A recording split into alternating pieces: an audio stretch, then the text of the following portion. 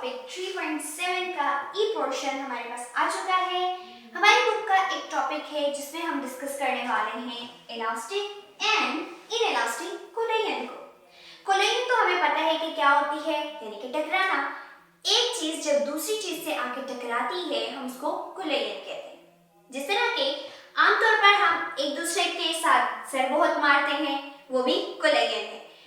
इसी तरह से अगर हम बॉल्स की एग्जांपल लें कि दो बॉल्स हैं आपस में टकराएं तो वो भी कोलेजन है। मींस जब जब टकराने की बात आएगी हम कोलेजन की बात करेंगे। इस टकराने के अमल में अब हमारे पास कुछ चीजें तब्दील हो जाती हैं, जैसे कि काइनेटिक एनर्जी। काइनेटिक एनर्जी आपने देखा होगा कि आप घर में वॉशिंग मशीन इस्तेमाल करते हो, जब वो चल रही होती है उसकी आवाज भी आपके कानों में आती है। वो आवाज क्या है? बेसिकली जो एनर्जी लॉस्ट हो रही होती है उस पूरे प्रोसेस में वो आवाज की सूरत में आपको सुनाई दे रही होती है। इट मीन्स कि जब आप कोई काम कर रहे होते हो आप पूरी में बेशक एफर्ट लगाओ, लेकिन आपकी पूरी एफर्ट में से कुछ हिस्सा क्या हो जाता है? जाया हो जाता है। जिस तरह से आप सारी रात बैठ के पढ़ा, बहुत मेहनत की, पेपर जब दिया तो थोड़े से मार्क्स कम आ गए। इसका मतलब है आपकी थोड़ी सी मेहनत जो है वो कहीं ना कहीं लॉस्ट हो गई। आपने अच्छी शायद नैप ना ली हो, इस वजह से आप अच्छा परफॉर्म नहीं कर पाए। तो वो तमाम चीजें जो लॉस्ट हो जाती हैं, तो अब हम उनको यहाँ पे अपने कोलेजन के केस में देखना चाहते हैं कि किस वजह से है।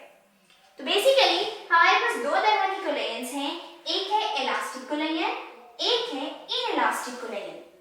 बहुत बार आपसे पेपर में एमसीक्यूज के हवाले से ये पूछ लिया जाता है कि इन दोनों में क्या डिफरेंस है, इलास्टिक कोलेजन क्या है या इनइलास्टिक कोलेजन क्या है।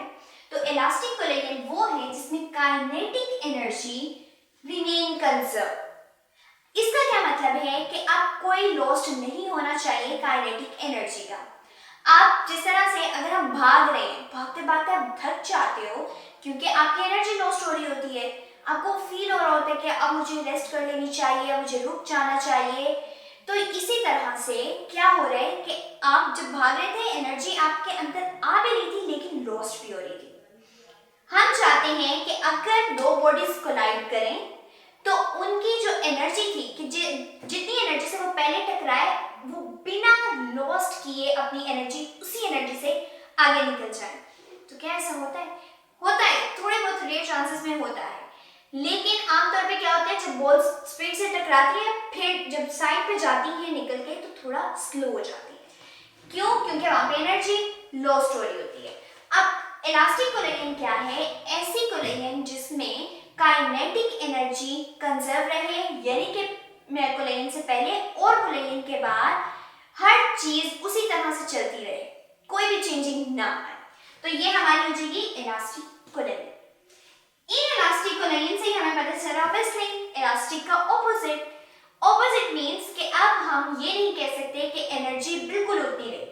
काइनेटिक एनर्जी लॉस्ट हो सकती है, वो कंजर्व नहीं रहेगी। जब पहले जितनी स्पीड से हमारी बॉडी एक मूव कर रही थी अब शायद वो उतनी स्पीड से ना मूव कर सके। तो मेन डिफरेंस आ जाता है काइनेटिक एनर्जी कंजर्व है for elastic collagen and inelastic collagen में नॉट कंजर्व।